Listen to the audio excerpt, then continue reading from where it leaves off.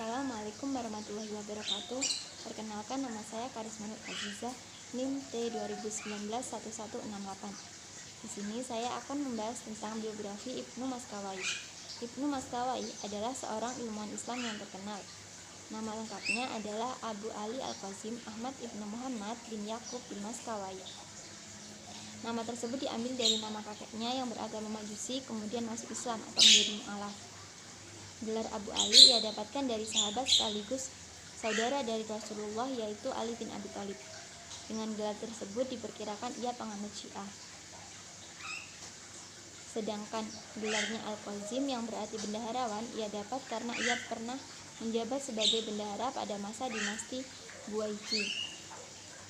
Ibnu Maskawai lahir di kota Rai, Teheran, Iran. Dan untuk tahun lahirnya para sejarawan memiliki pendapat yang berbeda-beda. Namun diperkirakan ia lahir pada tahun 320 sampai 330 Hijriah. Dan untuk wafatnya para sejarawan sepakat, yaitu pada 9 Safar atau 16 Februari 1030 Masehi atau 421 Hijriah di Isfahan.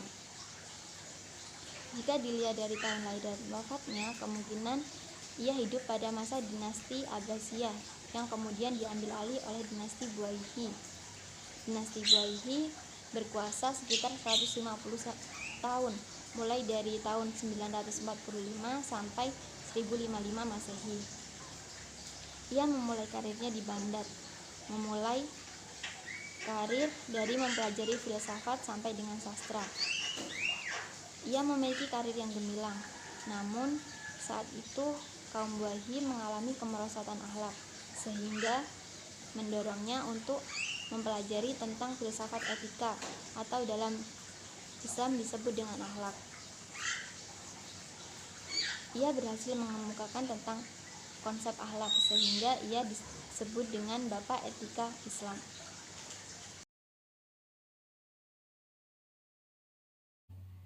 Assalamualaikum warahmatullahi wabarakatuh. Perkenalkan, nama saya Silvi Nabila, NIM T20191192.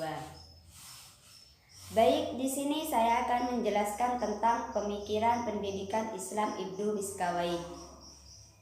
Pemikiran Ibnu Miskawai tentang pendidikan tidak terlepas dari dua hal. Yang pertama, tentang manusia. Yang kedua, tentang akhlak. Yang pertama, tentang manusia. Ibnu Miskawai memandang bahwa manusia memiliki tiga daya. Yang pertama, daya bernafsu, atau bisa juga disebut dengan an-nafsi al-bahimiyat. Daya ini menempati posisi yang paling rendah, dan organ yang digunakan adalah hati. Yang kedua, daya berani, atau bisa disebut dengan an-nafsi as-sabuiyat. Daya ini menempati posisi yang di tengah-tengah, dan organ yang digunakan adalah jantung. Yang ketiga, daya berpikir, atau bisa juga disebut dengan an-nafsi an-natiqah. Daya ini adalah daya yang paling mulia, dan organ yang digunakan adalah otak. Yang kedua, tentang akhlak. Akhlak merupakan suatu keadaan jiwa. Keadaan jiwa ini yang membuat manusia berbuat tanpa dipikirkan atau dipertimbangkan terlebih dahulu. Akhlak dibagi menjadi dua. Yang pertama, bersifat alamiah dan bertolak dari jiwa. Keduanya tercipta melalui kebiasaan atau latihan. Pada mulanya, keadaan ini terjadi karena dipertimbangkan atau dipikirkan. Namun kemudian melalui praktek terus-menerus sehingga menjadi karakter. Yang kedua, watak. Menurut Ibnu Miskawai, watak tidak alami. Meskipun kita diciptakan dengan menerima watak, namun watak dapat diusahakan melalui pendidikan dan pengajaran. Pemikiran akhlak Ibnu Miskawai dapat dikategorikan ke dalam tipologi etika filosofi atau etika rasional, yaitu pemikiran yang banyak dipengaruhi oleh filosof, terutama filosofi Yunani, seperti Aristoteles, Plato, dan Galen. Ibnu Miskawai menegaskan bahwa pendidikan adalah didasarkan atas doktrin jalan tengah. Jalan tengah dapat diartikan sebagai keseimbangan, moderat, harmoni, utama, mulia, atau posisi antara dua ekstrim baik dan buruk yang ada dalam jiwa manusia. Posisi tengah ada 3. Yang pertama, posisi tengah jiwa bahimiyah, ialah ifah, yaitu menjaga diri dari perbuatan dosa dan maksiat. Yang kedua, posisi tengah jiwa al-ghadabiyah, ialah asy-syaja'ah, yaitu keberanian mempertimbangkan untung dan ruginya. Yang ketiga, posisi tengah jiwa an-natiqah, ialah al-hikmah, yaitu kebijaksanaan. Adapun perpaduan dari posisi tengah, yaitu keadilan dan keseimbangan. Ada 4 keutamaan akhlak. Yang pertama, ifah, yang kedua, syaja'ah, yang ketiga, hikmah, dan yang keempat, adalah. Keempat keutamaan ini ialah pokok atau induk akhlak yang mulia. Adapun lawan dari 4 keutamaan akhlak tersebut, yaitu al-jah, asyarah, al-jub, dan al-jur. Adapun tujuan pendidikan akhlak, tujuannya terbentuknya sikap batin yang mampu mendorong secara spontan untuk melahirkan semua perbuatan yang bernilai baik sehingga mencapai kesempurnaan dan memperoleh kebahagiaan sejati. Tujuan tersebut bersifat universal. Adapun tujuan lainnya, yaitu kode etik, metode pendidikan, dan materi pendidikan. Nah, baik teman-teman, di sini saya akan melanjutkan penjelasan dari teman saya, yaitu sekarang yaitu mengenai kode etik ya. Nah, sebelum itu saya akan mengambil kitabnya dulu. Nah, ini saya sudah mendapatkan kitabnya. Mengenai kode etik menurut Ibnu Miskawayh. Ya, Ibnu Miskawayh atau Ibnu Miskawayh saya tidak tahu ya cara bacanya kayak gimana. Yaitu pendidik mempunyai tugas dan tanggung jawab untuk meluruskan peserta didik. Nah, pendidik atau guru itu mempunyai tugas dan tanggung jawab yang sebesar ya. Nah, itu yaitu meluruskan peserta didik. Nah, meluruskan peserta didik itu yang bagaimana? Ya, contohnya itu memberikan contoh yang baik, memberikan mengarahkan ke jalan yang benar, jalan yang lurus ya. Ya, seperti itulah ya.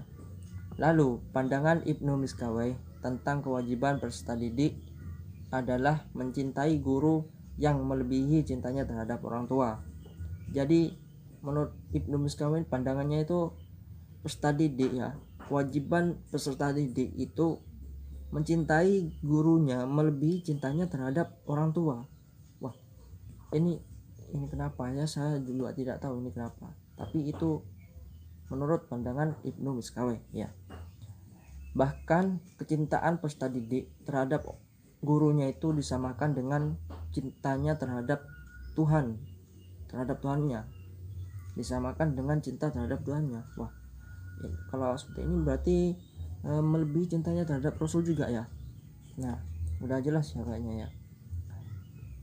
Nah, itulah keutamaan guru ya teman-teman ya. Bahkan saya pernah belajar itu, kata ustadz saya itu ya, seorang guru yang mengajarkan satu huruf terhadap muridnya, murid itu halal untuk dijual, itu katanya. Itu mengajarkan satu huruf ya, satu abjad, itu sudah halal, boleh untuk dijual itu muridnya. Nah, itulah keutamaan guru, saking besarnya ya, mulianya seorang guru. Lalu, jika orientasi pendidikannya adalah perbaikan akhlak, maka metode untuk mengubah akhlak menjadi baik ia menawarkan, yaitu Ibnu Miskawayh itu menawarkan 2 metode pendekatan, yaitu melalui pembiasaan dan pelatihan serta peneladanan dan penilaian. Nah, itu ya. Ibnu Maskawai itu menawarkan 2 metode teman-teman untuk memperbaiki atau mengubah akhlak menjadi baik, yaitu melalui pembiasaan dan pelatihan serta peneladanan dan penilaian. Secara garis besar, Ibnu Miskawai mengklasifikasikan materi pendidikan akhlak ke dalam 3 jenis, yaitu 1. Hal-hal yang wajib bagi jiwa manusia. 2. Hal-hal yang wajib bagi kebutuhan tubuh manusia. Dan yang ketiga yaitu hal-hal yang wajib bagi hal-hal yang wajib bagi hubungannya dengan sesama manusia. Jadi ada 3 itu ya. Nah, untuk materi pendidikan akhlak yang wajib bagi kebutuhan manusia disebutnya. Nah, ini untuk yang nomor 3 ini untuk kebutuhan yang nomor 2 ya. Untuk kebutuhan manusia itu disebutnya itu ada 3, yaitu sholat, puasa, dan sa'i ya. Dari 2 metode yang ditawarkan oleh Ibnu Miskawai, yaitu melalui pembiasaan dan pelatihan secara kontinu. Saya ulangi. Dari 2 metode yang ditawarkan oleh Ibnu Miskawai, yaitu melalui pembiasaan dan pelatihan secara kontinu serta peneladanan dan peniruan dari orang yang ada di sekitarnya. Nah, jadi maka perlu adanya upaya dari seorang pendidik atau seorang guru untuk memberikan contoh terhadap peserta didiknya. Jadi seorang guru itu harus jadi panutan, harus jadi contoh yang baik ya, suri tauladan.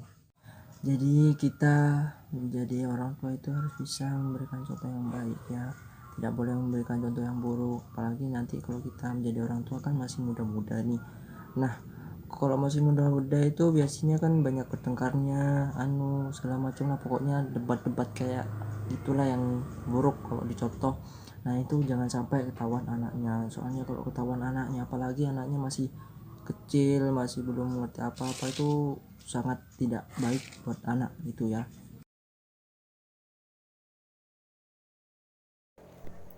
Assalamualaikum warahmatullahi wabarakatuh. Saya Nanda Ayu Maulidiana, NIM T20191156. Baik, saya akan melanjutkan pembahasan materi yang selanjutnya, yaitu tentang karya-karya Ibnu Maskawai. Sebagai seorang tokoh yang multitalenta, Ibnu Maskawai memiliki beberapa karya monumental dalam bidang filsafat, sejarah, dan pendidikan Islam. Berikut merupakan beberapa karya yang lahir dari tangan Ibnu Maskawai. Yang pertama adalah Al-Faus Al-Asghar atau ilmu kalam dan studi agama-agama. Yang kedua adalah Tajarib Al-Umam atau sejarah tentang banjir besar.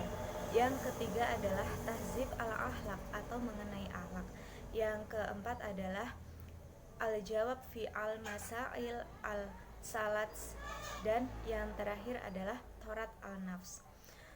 Adapun karya-karya Ibnu Maskawai yang ditulis namun sampai sekarang belum ditemui jejaknya, yaitu yang pertama adalah Al-Mustafa atau tentang syair-syair pilihan. Yang kedua adalah Uns Al-Farid atau antologi cerpen. Yang ketiga adalah Al-Adawiyah Al-Mufridah atau tentang kimia dan obat-obatan. Yang kelima adalah Al-Faus Al-Akbar atau tentang etika dan peraturan hidup.